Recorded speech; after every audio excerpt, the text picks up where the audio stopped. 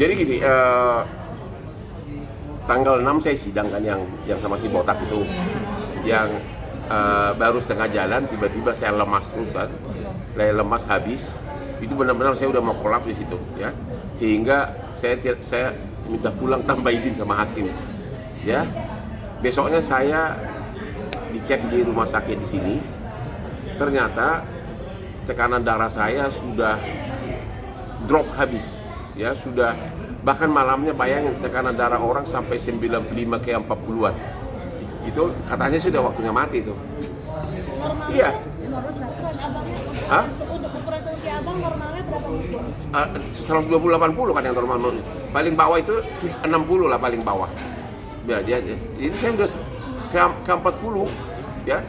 Dan keluarga saya di IGD udah pada nangis karena apa? Karena saya menggigil dia itu udah kayak gitu kan, kayak gitu. Dan oleh akhirnya diopname di sini di Mitra, dikasih antibiotik begitu banyak ya. Cuma waktu itu belum ada penjelasan resmi bahwa itu ada kaitannya dengan lever.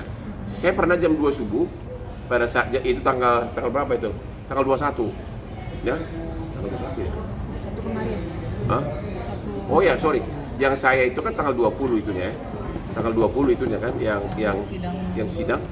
Itu pun saya lupa. Udah tua nih. Pokoknya saya pernah di malam pertama saya opname di Jakarta jam 2 subuh di IGD, di mana perawat sudah pada ngantuk, keluarga semua udah pulang, tiba-tiba tekanan darah saya sudah mendekati 40 dan suhu badan saya ke 40 juga, panas. Akhirnya sama perawat lakinya disuntik untuk menaikkan tekanan darah. Oke. Jadi itu ternyata akhirnya anak saya sudah 3 malam di sini. Anak saya langsung udah ke Singapura aja, langsung sewa private jet langsung ke Singapura daripada antri di bandara kan. Di Singapura saya check in di rumah sakit Mount Elizabeth Novena, cuma 2 jam dia langsung tahu. Ternyata saya sudah di USG, kayak namanya abses penyakitnya itu. Abses itu adalah ada kuman masuk ke kamu punya lever, terus kuman ini berperang sama pembuluh darah putih. Kan pembuluh darah putih kita itu kan untuk mematikan kuman kan. Nah, akhirnya pembuluh darah putih menang, matilah semua kuman ini, jadi menumpuk kayak monumen. Ya, monumen di dalam lever. Nah, terus dia pelan-pelan keluar jadi nanah masuk ke darah. Itulah namanya infeksi, itulah namanya infeksi, abses ya. Jadi waktu itu saya disikap antibiotik, cuma di Singapura itu cuma 2 malam sudah boleh pindah ke hotel. Hanya saya dikasih di sini kabel 2 untuk infus. Jadi dikasih suntikannya sama dokter, istri saya diajarin tinggal suntik aja sekali sehari, antibiotik dosis tinggi. Jadi begitu kumannya mah kan tadi kan menggunung dia kan, begitu dia runtuh menjadi nanah masuk ke darah, dia menjadi infeksi kan. Begitu dia masuk ke darah, antibiotik udah siap, udah nerekam langsung. Nah, kemarin saya sudah hampir 6 minggu. Saya kira ini masih ada nih bekas-bekas saya semua nih. Ini. Sampai sekarang masih bang? Enggak, ini udah selesai nih. Ya. Ini dulu pakai kabel ini 2 di sini. Ya, jadi saya kemana-mana. Makanya saya belum pergi dansa gua nih. Saya lihat Bang Hotman. Hah? Ada. Nah, jadi terakhir lah kemarin suatu cek sudah boleh. Jadi udah dulu di sini ada infus kabel ke darah langsung ditanam. Ya. Jadi isi saya tinggal suntik sekali hari. Ya. Habis itu tutup lagi, udah ada itu benar-benar canggih deh. Tutup lagi, udah jalan lagi santai begini. Ya. Banyak sudah dilepas. Nah, sekarang kemarin dilepas. Jadi saya sudah di USG lagi, ternyata tumpukannya itu yang semula segini udah tinggal dikit. Terus dia bilang, ya udahlah, gue pusing, gue bilang gue mandi gue harus gini-gini kan takut air masuk kan, itu loh.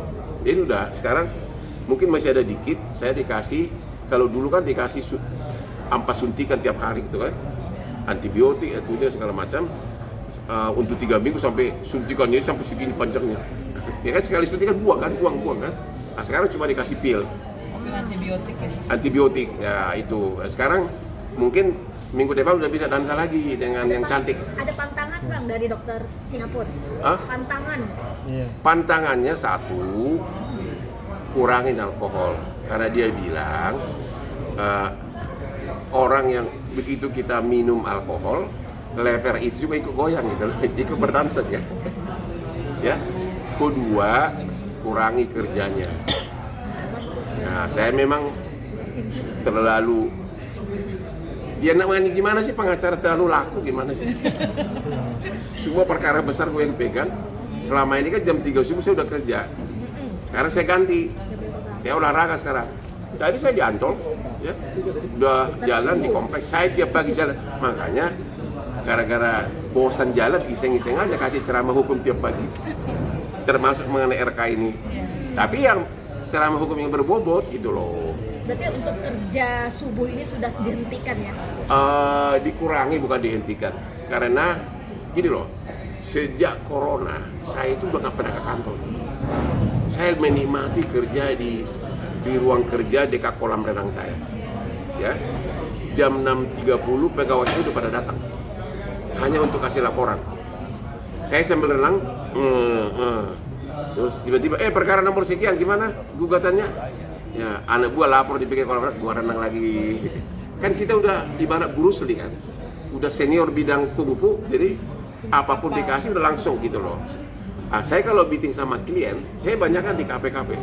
Gua nggak pernah ke kantor lagi. Tapi itu lebih efektif. Karena apa? Suasana ketemu klien itu kalau suasana kafe begini, otak kita itu encer. Karena aku kan bermain dengan otak. Gitu loh. Sama juga kayak tiap pagi itu mulai tanggal 8 jam 7:30 pengacara udah datang ke bagian belakang rumah saya. Sudah ada kamar khusus untuk kamar kerja. Ada udah 30 itu sama. Terus sebelah sana ada staf khusus jualan TikTok parfum. Ada lagi di sana ruangan khusus. Ada di sini, ada bagian accounting di sana. Saya cuma pakai celana kolam renang. Jadi kalau mau lihat saya seksi pakai baju renang sambil bicara KUH Perdata, datang ke rumah gua. Bang, tapi untuk makanan ada yang dari? Makanan enggak, oke. Dokter kasih nasihat, hati-hati makan misalnya bebek panggang yang sudah lama digantung.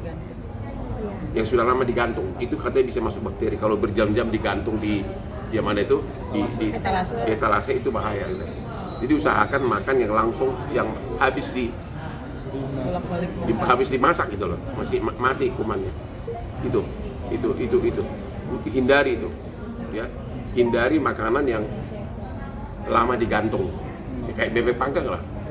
Si bakteri itu bisa bersih nggak sih bang? Kan abang bilang dari banyak terus kemudian Apa?